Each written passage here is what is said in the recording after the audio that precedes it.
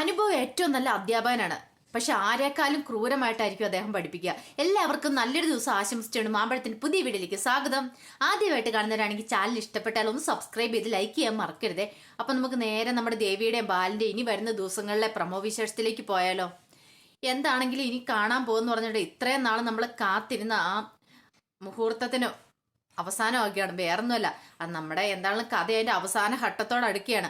ഈ സമയത്തെന്ന് പറഞ്ഞാൽ നമ്മുടെ കുടുംബത്തിൽ ആകെപ്പാടെ വെടിയും പുകയെന്ന് പറഞ്ഞുകൊണ്ടൊക്കെ ഒരു അവസ്ഥയാണ് നടന്നുകൊണ്ടിരിക്കുന്നത്. വേറൊന്നുമില്ല, ഇത് കണ്ണന്റെ ഇപ്പോഴത്തെ വരവ് ഒരു 3-4 വർഷത്തിന് ശേഷമുള്ള കണ്ണന്റെ വരവെന്ന് പറഞ്ഞാൽ ചെറിയ വരവല്ല. തന്റെ ഷെയർ ചോദിച്ചോണ്ടാ വന്നേക്കുന്നത്, വേറൊന്നിനുമല്ല. കാരണം തനിക്ക് ബിസിനസ് തുടങ്ങണം, അതിനുവേണ്ടി ഷെയർ വേണമെന്ന്. ഷെയർ ഇല്ലെങ്കിൽ വേണ്ട, അതിനുള്ള പൈസ എന്താണ് ബാക്കിയുള്ളവരെല്ലാം കൂടെ കളക്ട് ചെയ്ത് തന്നാൽ മതി എന്നാ പറയണേ. എന്താണേലും അത് മൂലം കുടുംബത്തിൽ കുറെ അസ്വസ്ഥതകൾ ഉണ്ടാകുകയാണ്. കണ്ണനിപ്പോൾ ആരൊക്കെ ചത്താലും വേണ്ടുമല്ല, ആർക്കൊക്കെ എന്തൊക്കെ സംഭവിച്ചാലും വേണ്ട, തനിക്ക് പൈസ വേണം, തൻ്റെ കാര്യം നടക്കണം. അതാണ് കണ്ണൻ്റെ മെയിൻ ഉദ്ദേശം എന്ന് പറഞ്ഞിട്ടുണ്ടെങ്കിൽ. എല്ലാ കുടുംബത്തിലും കാണും ഇങ്ങനെ ആരിലും ഒരാളെന്ന് പറഞ്ഞിട്ടുണ്ടെങ്കിൽ. കാരണം ആർക്കൊക്കെ എന്തൊക്കെ സംഭവിച്ചാലും തനിക്ക് മാത്രം എല്ലാം നേടണം, തൻ്റെ കാര്യം വിജയിക്കണം, തനിക്ക് കുറെ സ്വത്തുണ്ടാക്കണം, പണം ഉണ്ടാക്കണം. അതിനകത്ത് സ്നേഹബന്ധത്തിനോ അല്ലെങ്കിൽ അതിനൊന്നും ഒരു മൂല്യം കൽപ്പിക്കാത്ത ആൾക്കാർ ഉണ്ടാവും.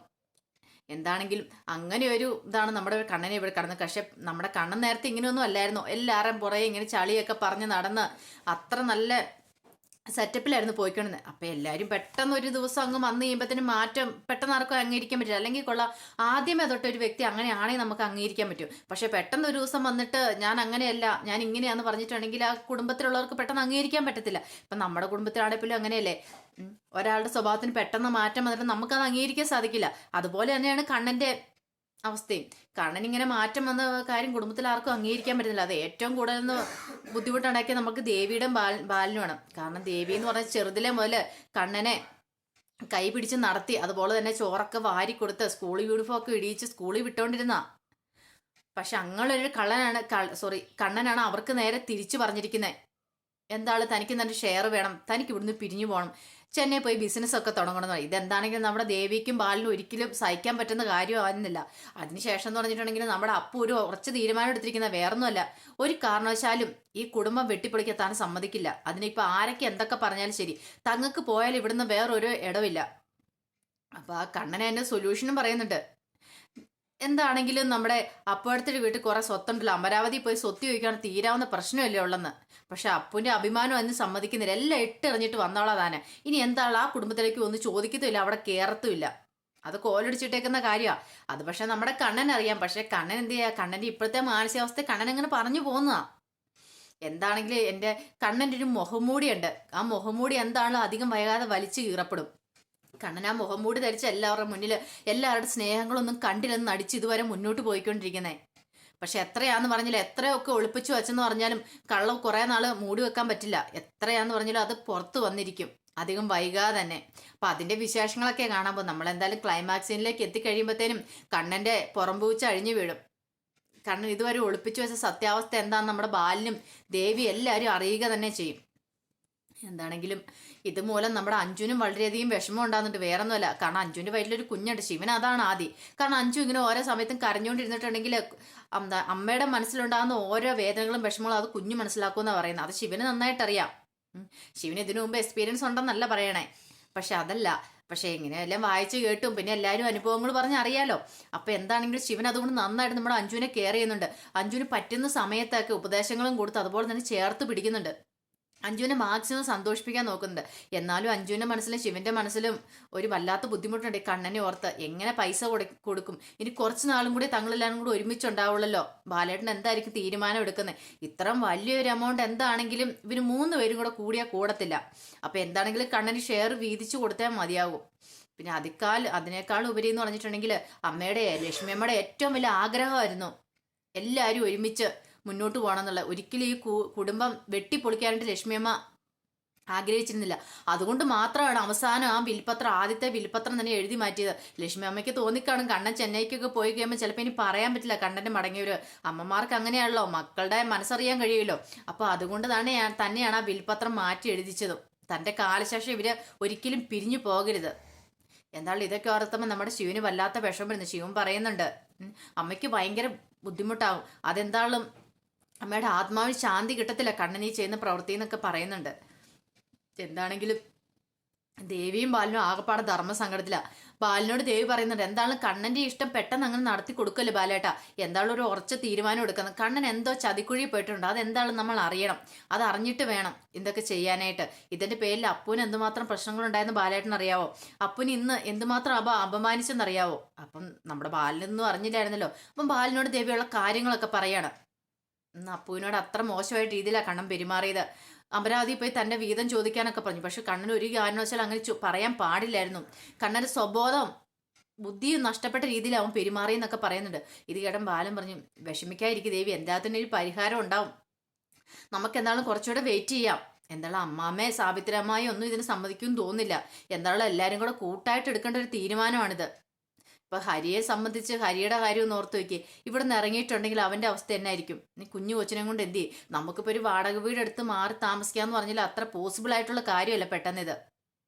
എന്താണെങ്കിലും പെട്ടെന്ന് തന്നെ കണ്ണന് ഷെയർ കൊടുക്കണമെന്ന് പറഞ്ഞ് കണ്ണൻ മുട്ടി നിൽക്കുക, ഇല്ലെങ്കിൽ അവന് ബിസിനസ് തുടങ്ങാൻ പറ്റില്ല.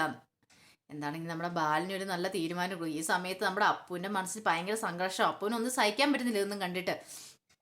പിന്നെ ഇതിന് ശേഷം എന്ന് പറഞ്ഞിട്ടുണ്ടെങ്കിൽ നമ്മുടെ ദേവിയും അതുപോലെ ദേവൂട്ടിയൊക്കെ ഇങ്ങനെ സംസാരിച്ചുകൊണ്ടിരിക്കുക. നമ്മുടെ ദേവൂട്ടിയുടെ അടുത്ത് ഓരോ കഥകളൊക്കെ പറഞ്ഞ് ദേവൂട്ടിനെ ചിരിപ്പിച്ചും കൊഞ്ചിപ്പിച്ചൊക്കെയാണ് നമ്മുടെ ദേവി മനസ്സിലെ വിഷമങ്ങൾ അങ്ങ് മറന്നു കളയുന്നത്. ഒരു കുഞ്ഞില്ലാത്തതിന്റെ വിഷമം അതുപോലെ തന്നെ കണ്ണന്റെ ഇപ്പോഴത്തെ സ്വഭാവമൊക്കെ മറക്കുന്നത് നമ്മുടെ ദേവൂട്ടി ഉള്ളതുകൊണ്ട് മാത്രമാണ്.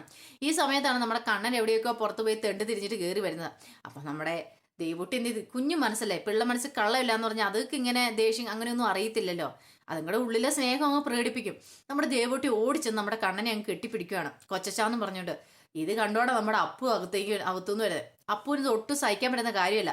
കാരണം ഇപ്പോഴത്തെ അവസ്ഥയില് പണ്ടത്തെ കണ്ണനായിരുന്നെങ്കിൽ അപ്പുവിന് ഭയങ്കര ഇഷ്ടമായിരുന്നു. കാരണം നമ്മുടെ ദേവൂട്ടിനെ ആന കളിപ്പിക്കും കൊഞ്ചിക്കും എല്ലാം ചെയ്യും. പക്ഷെ ഇപ്പോഴത്തെ കണ്ണൻ അങ്ങനെയല്ല, കണ്ണിന് ഭയങ്കര മാറ്റം. ദേവൂട്ടിനെ ഒന്ന് കൊഞ്ചിക്കാനോ അതേപോലെ ആ ഫോൺ എടുത്തപ്പോൾ തന്നെ കണ്ണൻ അതുപോലത്തെ വാക്കുകളൊക്കെ പറഞ്ഞേ, എൻ്റെ ഫോണെ ടാബെ തൊട്ട് പോയിട്ട് നിന്റെ കൈ ഞാൻ അടിച്ച് ശരിയാക്കുമെന്ന് പറഞ്ഞു.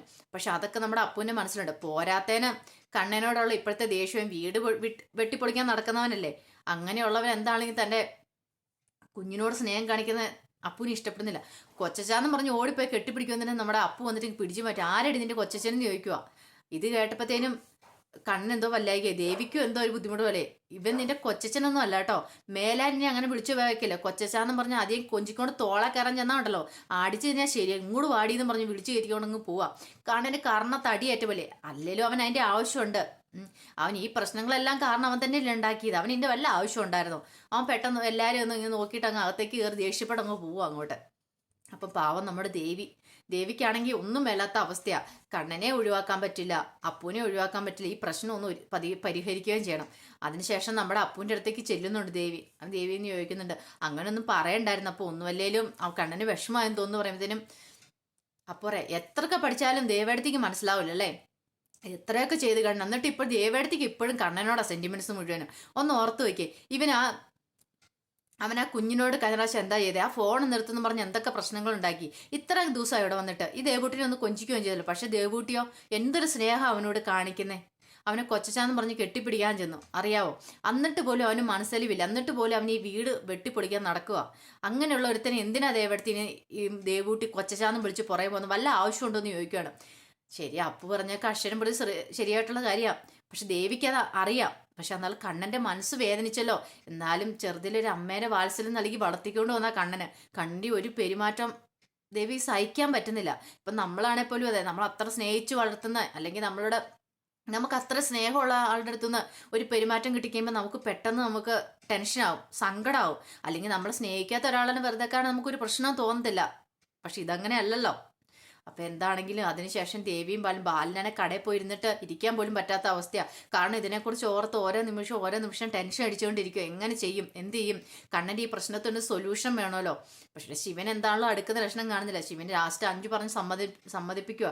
എന്താണ് കണ്ണൻ്റെ ഇഷ്ടമാണതാണെങ്കിൽ ആ സമ്മതിച്ചു കൊടുത്തത്, വെറുതെ എന്തിനാ വീട്ടിൽ കിടന്നൊരു അലമ്പുണ്ടാക്കേണ്ട ആവശ്യമില്ലോ എന്നൊക്കെ പറയുന്നുണ്ട്.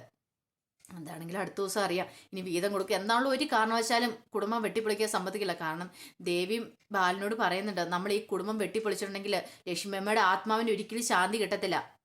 വീട്ടിലെ മുതിർന്ന കാരണവരെന്ന സ്ഥിതിക്ക് ബാലേട്ടൻ അന്ന് നോക്കേണ്ടത്, കണ്ണനെ പറഞ്ഞ് മനസ്സിലാക്കേണ്ടത്. അല്ലെ കണ്ണൻ്റെ ഇപ്പം ഈ പ്രതിസന്ധിക്ക് എന്തൊരു സൊല്യൂഷൻ കണ്ട് ബാലേട്ടൻ്റെ ഉത്തരവാദിത്തം എല്ലാ അനിയന്മാരും ചേർത്ത് പിടിച്ചുകൊണ്ട് വേണം.